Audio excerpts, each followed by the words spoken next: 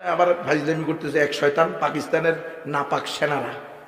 পাকিস্তানের সেনাবাহিনী কিন্তু মুসলমান না, এরা হলো মোরতাদ। জানে নাকি? পাকিস্তানের সেনাবাহিনী জামিয়া হাফসা মহিলা মাদ্রাসার উপরে গণহত্যা করছে, গণধর্ষণ করছে।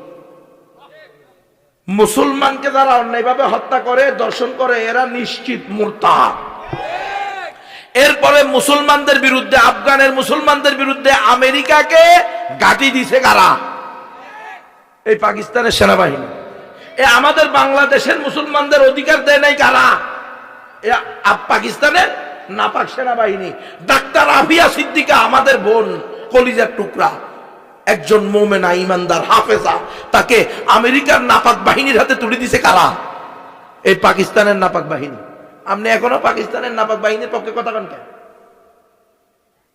এরা শুরু করছে এখন আবার, এই যে গতকাল করছে, হামলা করছে শুক্রবারে আফগানিস্তানে, আবার তারা কি করছে? হামলা করছে।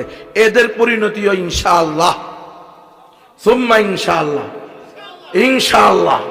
এরা খুরাসানের বাহিনী, তোকে পাকিস্তানের বেলডায়। হয়তো মুসলমান হ, তোবা কর, কালিমা পড়, রক্ষা পাওয়ার এক পথ আল্লাহর রজ্জু ধর, এছাড়া কোনো রাস্তা নাই। তোরাও তালেবান হয়ে যা, তালেবানের সাথে মিলে যা, পুরা রাষ্ট্রকে ইসলামী শরিয়া। টিটিপি যদি তোদের দেশেরই একটা বাহিনী হয়, তো ওরা চাইতেছে শরিয়া খেলাফা মান, সমস্যা কোথায়?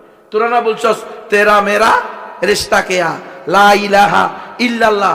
পাকিস্তান কি জানি মিছিল কিছে, পাকিস্তান কা মতলব কেয়া, লা ইলাহা ইল্লাল্লাহ। এই মিথ্যুকের বাচ্চারা, কথা যদি সঠিক হয় তো কোরআনকে সংবিধান বানাইতে সমস্যা কোথায়? টিটিভি তো বলতেছে আমরা কোরআনই শাসন চাই, কোরআনকে একমাত্র সংবিধান চাই। তো টিটিভির কথা মাইনা নে। তোদের না কায়েদে মিল্লাত, কি নাম নি, মোহাম্মদ আলী জিন্নাহ, ওরা 1947 সালে ইন্ডিয়া থেকে আলাদা হওয়ার সময়ে তখন না সে উঠেছিল, কোরআন উঠে বলছিল যে পাকিস্তানের সংবিধান হবে কোরআন। তো এখন কোরআন সংবিধান মানতে সমস্যা কোথায়? পুরাটাই ধোঁকাবাজি।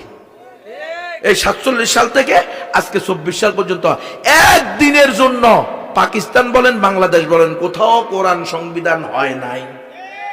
ধোকার পরে ধোকা, প্রতারণার পরে প্রতারণা, নির্যাতনের পরে নির্যাতন, জুলুমের পরে জুলুম। আমরা আর জুলুম, নির্যাতন আর ধোকায় থাকতে চাই না, আমরা খেলাফত চাই। ইনশাআল্লাহ, সুম্মা ইনশাআল্লাহ। অপেক্ষা করেন, পাকিস্তানেরও বেল শেষ হয়ে যাবে। যে আফগানিস্তানের কাছে বেটা আমেরিকা টিকে নাই, রাশিয়া টিকে নাই, ব্রিটেন টিকে নাই, তোমার মতো দেউলিয়া পাকিস্তানের বেল আছে।